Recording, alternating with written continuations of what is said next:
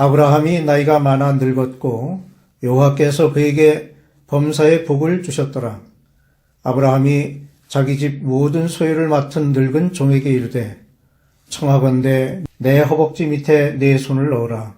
내가 너에게 하늘의 하나님 땅의 하나님이신 여호와를 가리켜 맹세하게 하노니 너는 내가 거주하는 이 지방 가나안 족속의 딸 중에서 내 아들을 위하여 아내를 택하지 말고 내 고향 내 족속에게로 가서 내 아들 이삭을 위하여 아내를 택하라. 아멘. 오늘 이 말씀을 가지고 결단의 사랑이라고 하는 말씀의 제목으로 함께 은혜를 나누고자 합니다. 경건한 부모는 자녀의 결혼에 대하여 깊은 관심을 갖게 됩니다. 하지만 그 결혼에 있어서 주의해야 할 것이 있으니 배우자 선택에 있어서 믿음을 저버려서는 안 되며 자녀의 의사를 묵살해서도 안 되는 것입니다.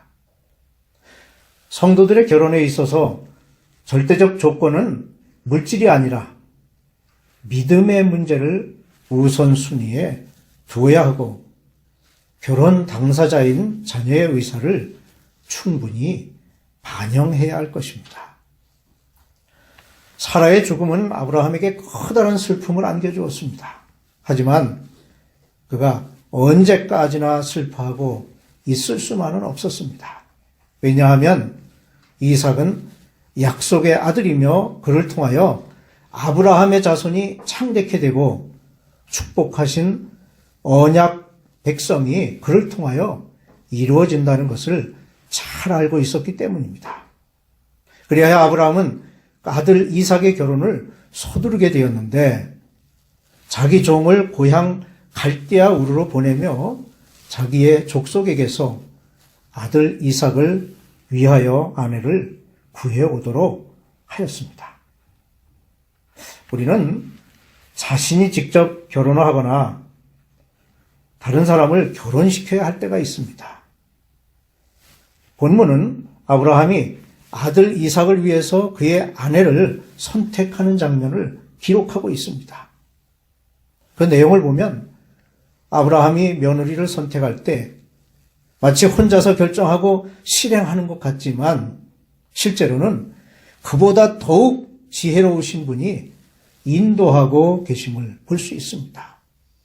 아브라함은 하나님께서 자기 민족과 맺으신 언약을 성취시키는데 중요한 역할이 결혼이라고 생각했을 것입니다. 그래서 그는 결혼 문제를 하나님께 맡기고 하나님을 의지하였습니다. 이와 같이 결혼 문제를 현명하게 대처한 아브라함의 신앙적 결단이 어떠했는지를 살펴보겠습니다. 첫째로 아브라함은 우상 숭배를 철저히 배격하였습니다. 아브라함이 우상 숭배를 배격한 것은 그가 지금 거주하고 있는 그 주변 사람들에 대한 감정적 거부감을 갖는다기보다는 하나님을 대하는 신앙의 문제였기 때문에 비록 이웃 사람들과의 관계가 친밀했지만 그들의 딸들 중에서 이삭의 신부감을 택할 수는 없었던 것입니다. 왜냐하면 아브라함의 결단은 선택받은 자기 족속을 인정하는 자세요. 타락한 그곳 사람들을 그는 택할 수가 없었던 것입니다. 무엇보다 하나님께서 아브라함의 후손에게 약속의 땅을 허락하신 이유가 결국은 우상을 배격하고 하나님을 신령과 진리로 예배하라는 뜻이었는데 그럼에도 불구하고 아브라함이 우상을 숭배하는 그곳 사람들과 혈연 관계를 맺도록 결정한다면 굳이 우상 숭배가 만연했던 그의 고향 갈대아 우르를 떠날 필요가 없었기 때문입니다. 둘째로 아브라함은 하나님께 대한 신실한 믿음이 있었습니다. 아브라함은 며느리를 선택해야 하는 문제에 직면했을 때에 하나님을 믿지 아니하는 사람들과 같은 그런 인식을 가지고 처리하지 않았습니다. 즉 본문에서 그는 결혼 조건으로 많은 재물이나 권력, 명예나 그 어떤 천부적인 재능을 요구하지 않았습니다. 그는 오직 하나님과 어떤 관계에 있느냐는 것이 중요한 사항이었습니다. 아브라함은 그의 종에게 내가 너로 하늘의 하나님, 땅의 하나님이신 여호와를 가리켜 맹세하게 하노니 너는 나의 거하는 이 땅 가나안 족속의 딸들 중에서 내 아들을 위하여 아내를 택하지 말고 내 고향 내 족속에게로 가서 내 아들 이삭을 위하여 아내를 택하라고 했습니다. 즉 우상을 섬기는 가나안의 딸로 며느리를 삼지 말고 갈대아 사람들이 섬기던 우상을 멀리하며 신령과 진리로 하나님을 경외하는 내 족속 나홀의 가문에서 이삭의 아내를 선택하도록 한 것입니다. 여기에서 하나님의 신실한 아브라함의 신앙을 엿볼 수 있는 것입니다. 오늘날 우리 신앙인들도 결혼 문제에 있어서 먼저 많은 재물이나 명예나 권력을 생각하며 세속적인 가문을 따지는 경향이 없지 않습니다. 또한 재물이나 명예, 권력을 이야기하면서 하나님과 성도들을 위해서 봉사하기 위한 것으로 또는 가문을 위한다고 말할지 모르지만 더욱 중요한 것은 예수님께서 이루신 대속의 사역으로 구원받은 자의 혈통을 먼저 생각하는 것이 우선되어야 하겠다는 것입니다. 셋째로 아브라함의 종은 주인에 대한 신뢰로 복종하였습니다. 이제는 늙어서 기력이 없었던 아브라함은 혼인의 성사를 위한 임무를 자기 집의 모든 소유를 맡은 신실한 늙은 종에게 맡겼습니다.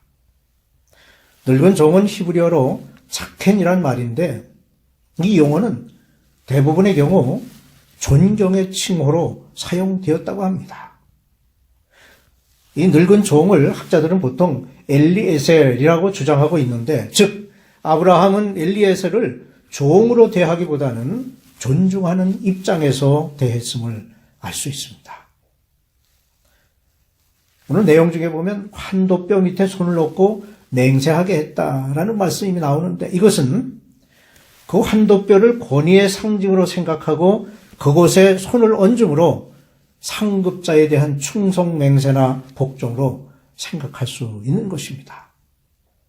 아브라함이 그 종에게 맹세하게 한 것은 그 맡긴 일에 혹 오류가 있을까 하는 노파심에서였으며 그 종은 여자가 나를 쫓아 이 땅에 오고자 아니하거든 내가 주인의 아들을 주인이 나오신 땅으로 인도하여 돌아가리까? 라고 반문합니다. 그때 아브라함은 맹세케 한 내용을 재확인시킵니다. 삼가 내 아들을 그리로 데리고 돌아가지 말라. 왜 그랬을까요? 그것은 우상 숭배하며 타락한 가나안 족속과 결혼할 수 없는 것과 마찬가지로 아브라함은 하나님께서 약속하신 축복의 기업인 그 가나안을 버릴 수 없었기 때문입니다. 무엇보다 아브라함은 어떤 어려움이 생길지 모른다는 것에 흔들릴 만한 그런 사람이 아니었습니다. 아브라함은 하나님의 인도하심을 굳게 믿었으며 그의 종에게 하늘의 하나님 여호와께서 나를 내 아버지의 집과 내 고향 땅에서 떠나게 하시고 내게 말씀하시며 내게 맹세하여 이르시기를 이 땅을 내 씨에게 주리라 하셨으니 그가 그 사자를 너보다 앞서 보내실지라 내가 거기서 내 아들을 위하여 아내를 택할지니라고 7절에 말씀합니다. 그때 종은 주인의 확신 있는 그 믿음을 보고 그 확신 있는 믿음을 보고 환도뼈 아래에 손을 놓고 맹세를 한 것입니다. 이런 사실을 보고 우리는 주인이 자기 종에게 무슨 일을 맡길 때에는 믿을 만한 그런 사람에게 맡기고 또 그 맡겨진 그 종은 그 일을 잘 처리하여 그의 주인을 복되게 한다는 사실을 이 말씀을 통해서 우리는 알 수가 있습니다. 아브라함의 결단을 생각하는 것과 함께 그 종과 리브가를 볼 수 있습니다. 본문에 이어지는 54절로 56절에서 종은 지체하지 않고 주인의 며느리가 될 리브가를 데리고 주인에게 돌아가려 했습니다. 그런데 리브가의 어머니와 오라버니는 며칠 더 머물다 가라고 권합니다. 이런 권면에 종은 나를 만류하지 마소서, 여호와께서 내게 형통한 길을 주었으니 나를 보내어 내 주인에게 돌아가게 하소서라는 결단을 보이고 있습니다. 여기서 며칠 더 머문다고 하는 것은 무엇을 의미합니까? 비록 종의 신분이지만 손님으로 대접받을 수 있는 그런 기회가 됨을 의미합니다. 아브라함의 종은 자기가 손님으로서 대접을 받는 것은 합당치 않다고 생각했고, 자기에게 주어진 임무는 오직 주인의 아들 이삭의 신부를 데리고 속히 집으로 돌아가는 것이라고 생각했던 것입니다. 또한 리브가 역시 어려운 결단을 한 여인입니다. 58절에 리브가를 불러 그에게 이르되 네가 이 사람과 함께 가려느냐? 그가 대답하되 가겠나이다 라고 말합니다. 사실 이 결단은 그렇게 쉬운 일이 아니었습니다. 리브가가 원숙한 처녀가 되기까지 관계를 맺은 많은 사람들이 있었을 것입니다. 가족뿐만 아니라 친구와 이웃이 있습니다. 그들과 변변한 헤어짐의 인사도 나누지 못하고 먼 곳으로 떠난다고 하는 것은 보통 결단을 가지고는 할 수 없는 일이라고 하는 것입니다. 하지만 리브가는 결단을 내렸습니다. 61절에 리브가가 일어나 여자 종들과 함께 낙타를 타고 그 사람을 따라가니라는 말이 있습니다. 리브가는 아브라함의 종의 말을 믿었고 그래서 순종했습니다. 그녀는 자기가 지금 따라가고 있는 사람이 누구인지를 잘 알았던 것입니다.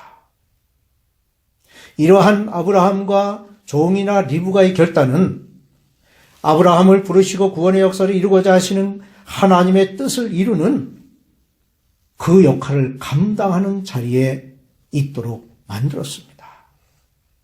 이와 같이 우리에게도 결단이 필요한 때가 있습니다. 무엇보다 신앙적 결단이 중요한 것은 신앙적 결단은 영원한 생명의 길로 인도하는 것이기 때문입니다.